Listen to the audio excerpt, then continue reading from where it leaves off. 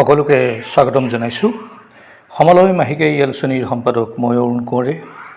মোৰ এখন গ্ৰন্থ বুনিয়াদৰ এটি প্ৰবন্ধ কথিকাৰ ৰূপত আজি পুনৰ আপোনালোকৰ কাষলৈ লৈ আহিছোঁ। আজিৰ কথিকাটো হ'ল কলা শিক্ষাত চিত্ৰকলা অনুশীলন।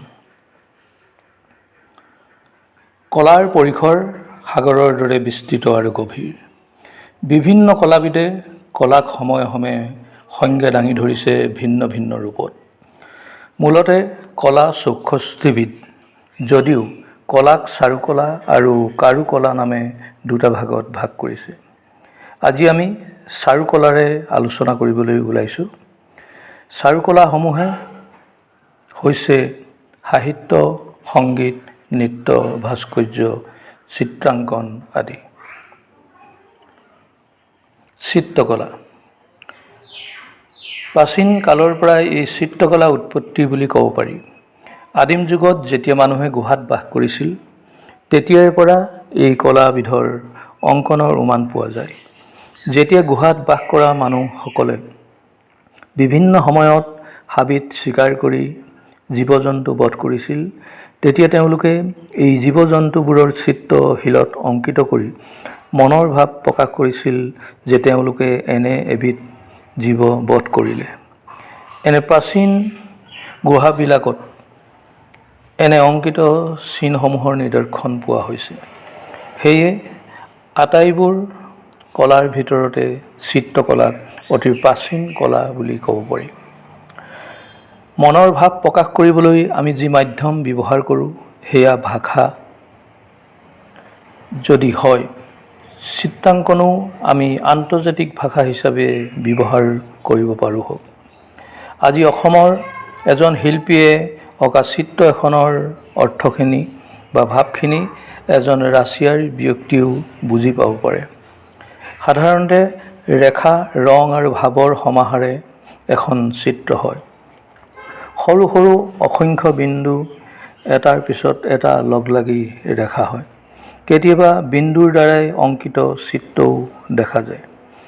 এই বিন্দুবোৰ লগ লগাই গৈ থাকিলে চিত্ৰটো স্পষ্ট হৈ পৰে। অকল ৰেখাৰ দ্বাৰাই কিছুমান চিত্ৰ অংকন কৰা বৰ্তমান দেখা যায়। ই পূৰ্ণাংগ চিত্ৰৰ খচৰা হিচাপেহে তাৰ সৃষ্টি।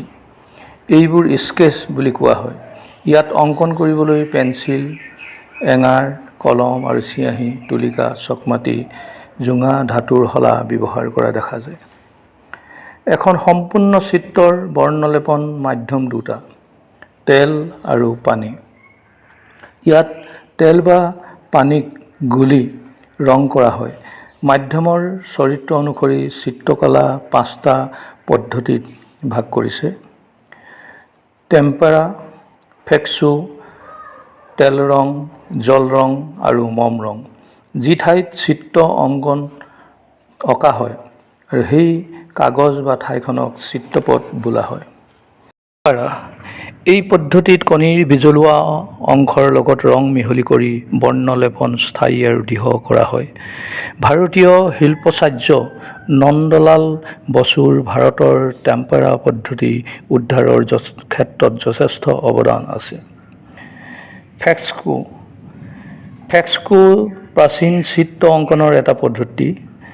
একোখন সেমেকা দেৱালত ৰং ব্যৱহাৰ কৰি এই ফেক্সকো পদ্ধতিত অংকন কৰা হয়। ইয়াতো টেম্পাৰাৰ দৰে উজ্জ্বলতা আৰু এটা ভাস্কৰ্য গুণ দেখা পোৱা যায়। তেল ৰং প্ৰাচীন কালৰ পৰাই এই পদ্ধতি আছে।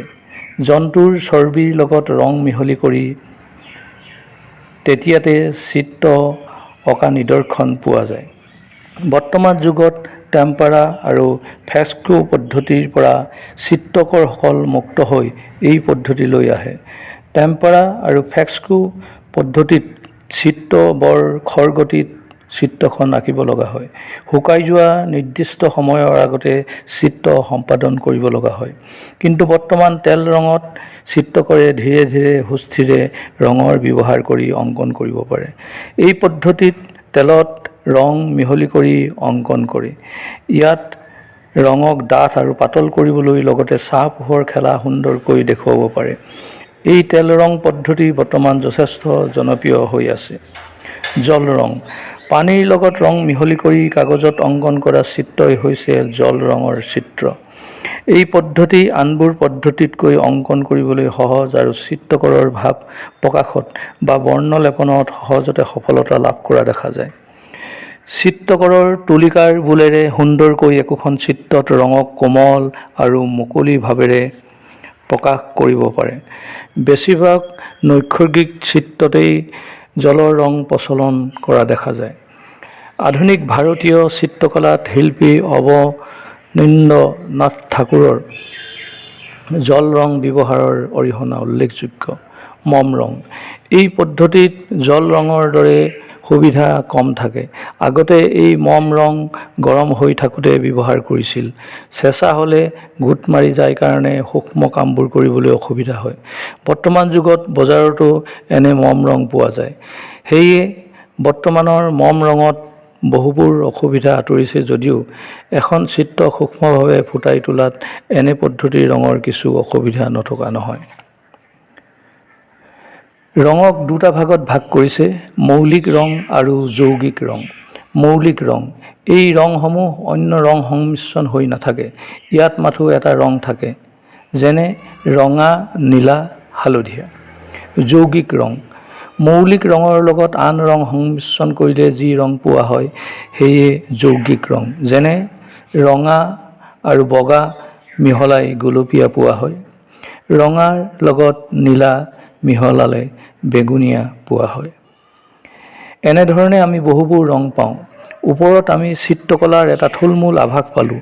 এতিয়া আহোঁ আমাৰ শিশুসকলে বা ছাত্ৰ ছাত্ৰীসকলে কেনেদৰে চিত্ৰকলা অনুশীলন কৰিব।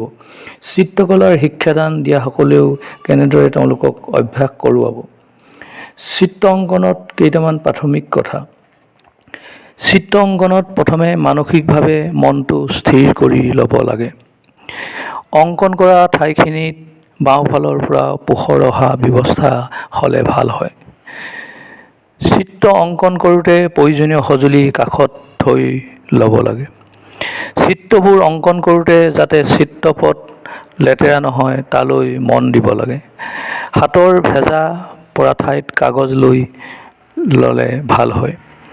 চিত্ৰটো ৰেখাৰে অংকন কৰোঁতে প্ৰথমে পাতল পাতলকৈ ৰেখাবোৰ টানিব লাগে। পাছত চিত্ৰটো নিৰ্ভুল হোৱাৰ পাছতহে ৰেখাবোৰ ডাঠ কৰিব লাগে।